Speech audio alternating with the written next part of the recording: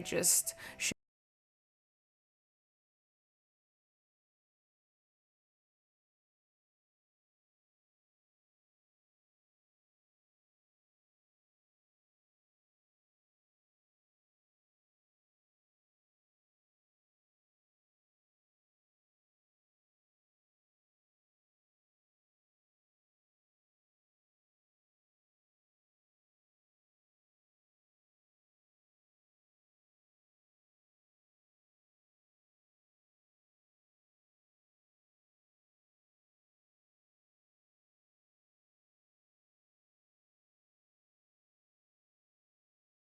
showed you apply here. But instead of, drawing the line, the first line that we drew down the center of the circle, you're going to want to draw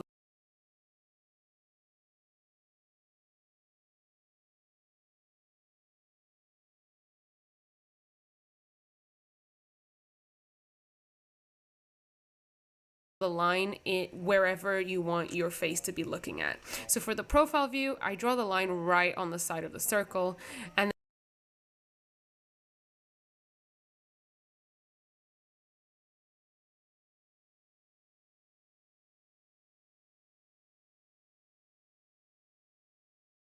then for the 3/4 view, I just draw it at 3/4 of the circle. So it's always better to identify where you want your character to be looking. And then using that line, I connect the bottom of the line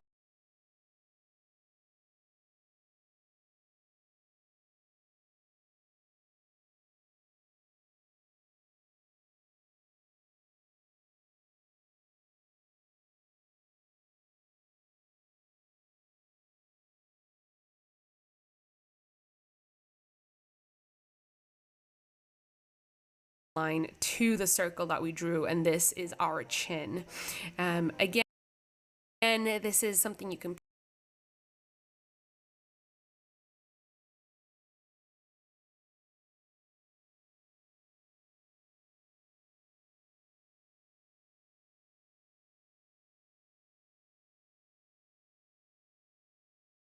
play around with. You can make the chin more square or more soft.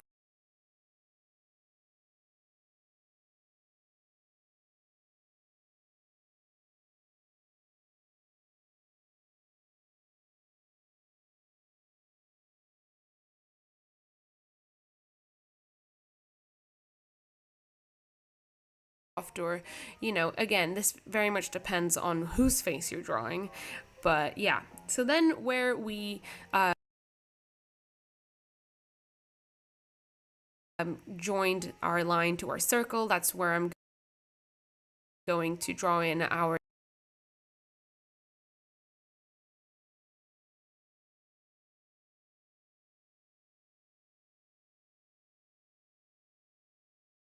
ears. And for the face on the right here, don't worry, I do fix that ear. I know it's way too far to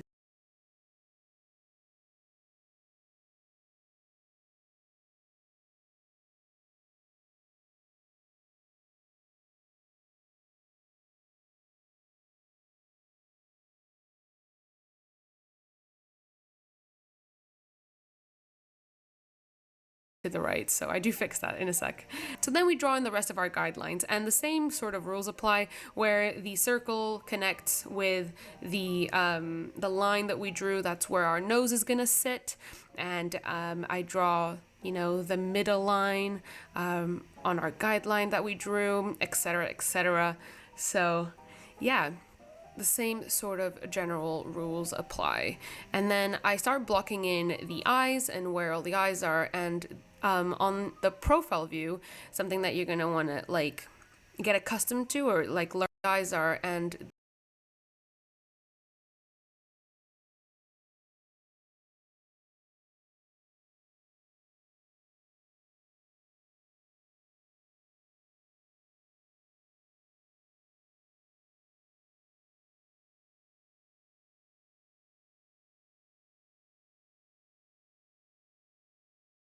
profile views and the lines in the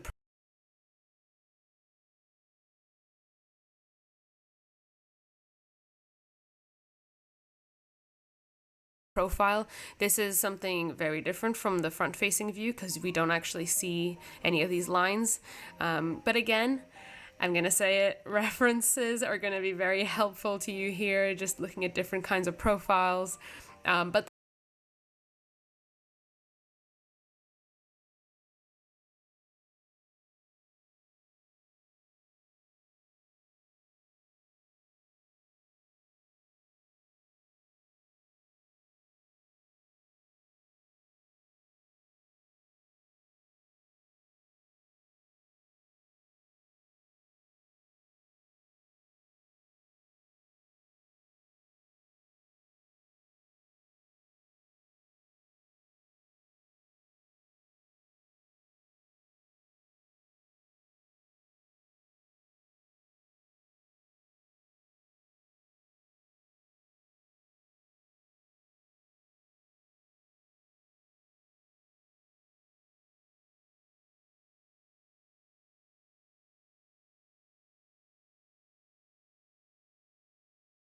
the general rule of thumb is that the upper lip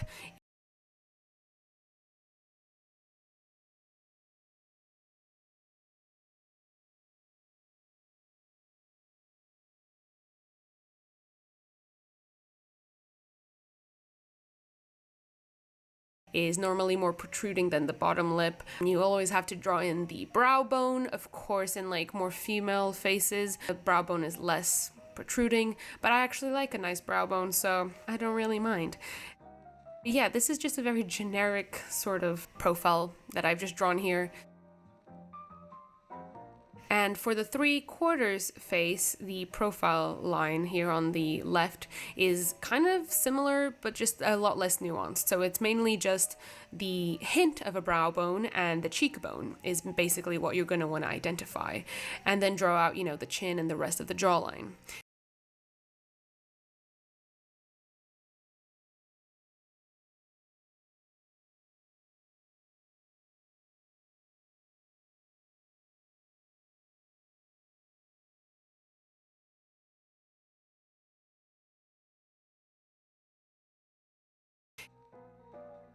Identify where your nose is going to be. Again, I normally draw this where the bottom of the circle connects to our first vertical guideline.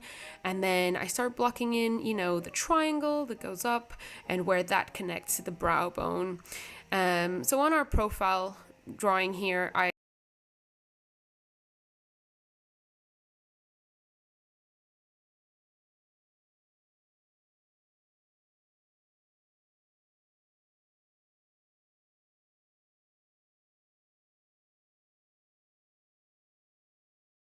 blocked in where our eye was going to be, which is, at our horizontal line that we drew that, was halfway through the vertical line. And then I'll draw like this, side triangle, and that's basically where our eye is in profile. It's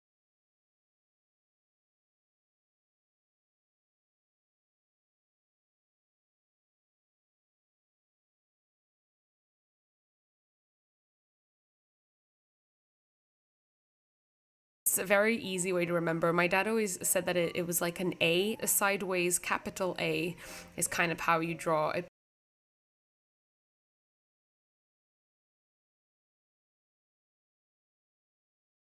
profile eye, and that was the only thing you knew how to draw.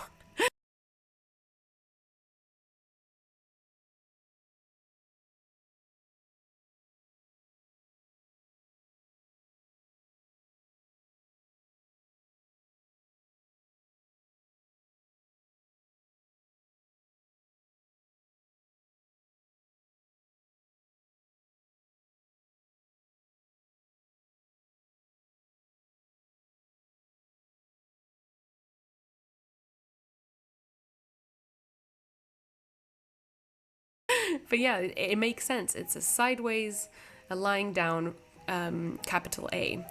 Then I'll block in the eyebrows. This again is the same as in front view, just a little bit more squished because we are looking at it with some sort of perspective. And yeah, I'll start, identifying where the shadows go, and I'll shade in the upper lip. I always like shade in the upper lip just to, identify it a little bit. And then I'll draw in, the inside structures of the ear, which again are the same as in the front facing view.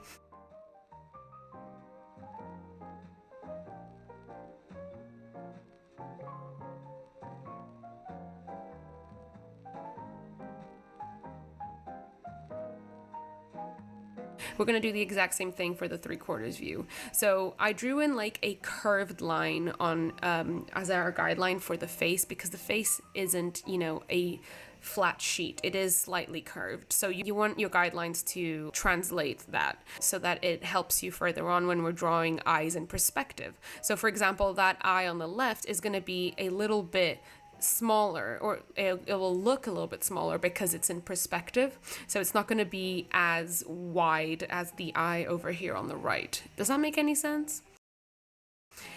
Again,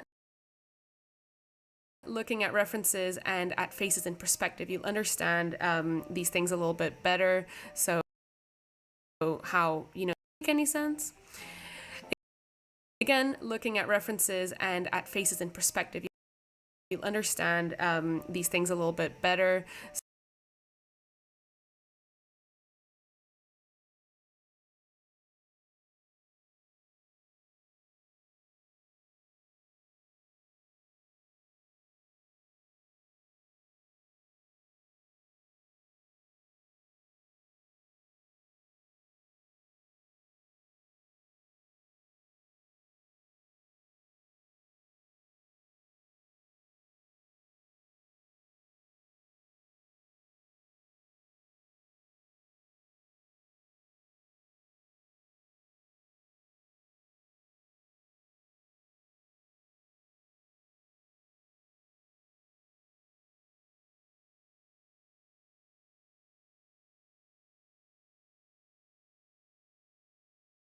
View. So I drew in like a curved line on as our guideline for the face, because the face isn't, a flat sheet. It is slightly curved. So you want your guidelines to translate that so that it helps you further on when we're drawing eyes in perspective. So for example, that eye on the left is going to be a little bit smaller, or it will look a little bit smaller because it's in perspective. So it's not going to be as wide as the eye over here on the right. Does that make any sense?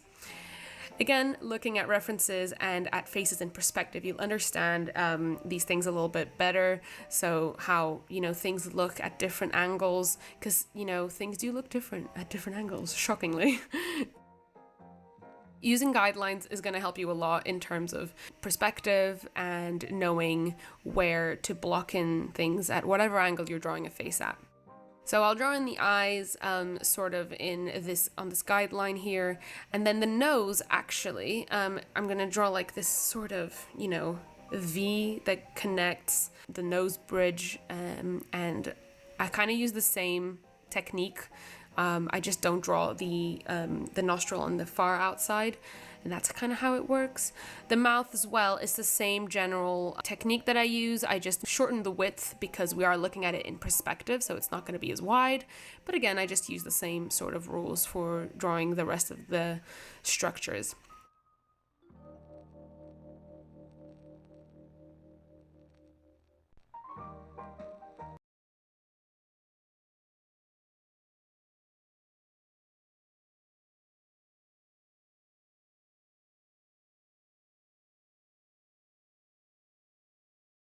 Just don't draw the nostril on the far outside, and that's kind of how it works. The mouth as well is the same general technique that I use. I just shorten the width because we are looking at it in perspective, so it's not going to be as wide. But again, I just use the same sort of rules for drawing the rest of the structures.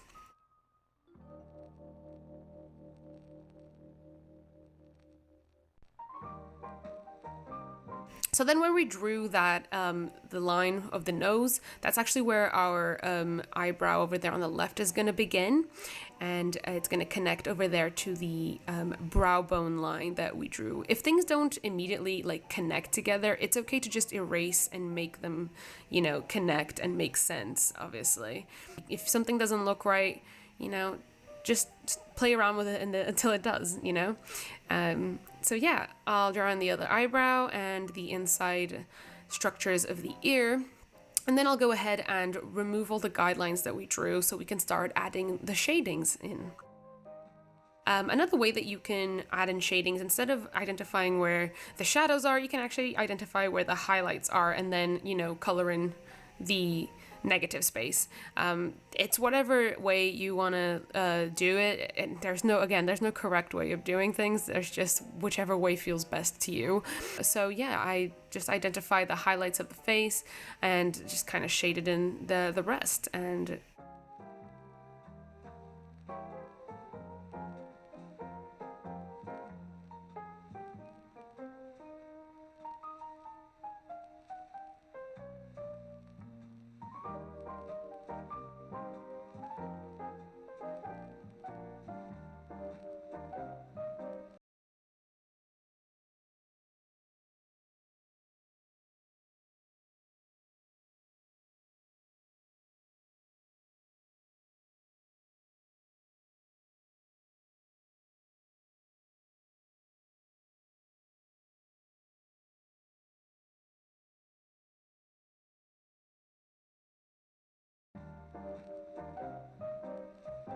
so once that was done, I just kind of added in some hair to just make the faces look a little bit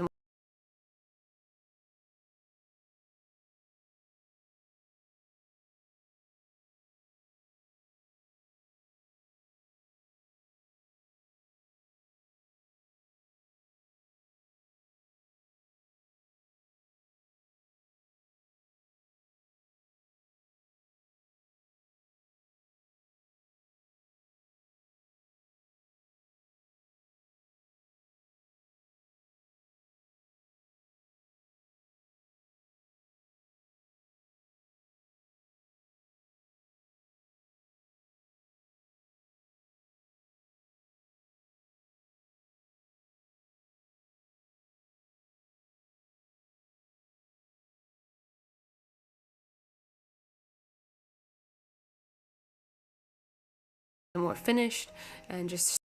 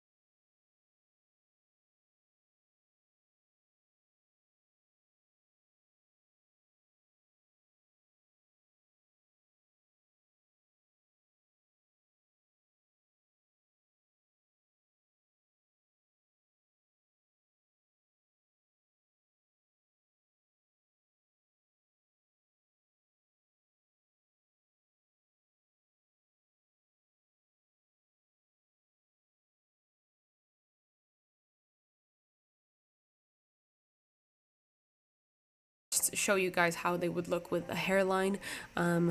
Again, I will give you guys a hair tutorial, don't worry, it's coming soon, I promise. And then add in the necks. Again, the necks are very subjective. If your art style demands for, you know, asks for a thinner neck, like a more doll-like neck, or a thicker neck, that's up to you. It's just play around with it and see what you prefer.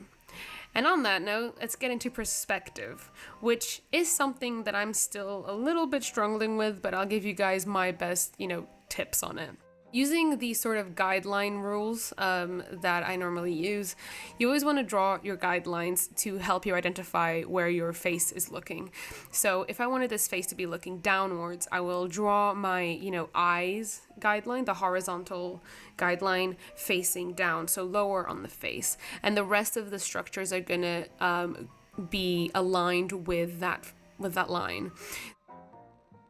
Everything is going to be a lot more squished at the bottom of this circle that we drew.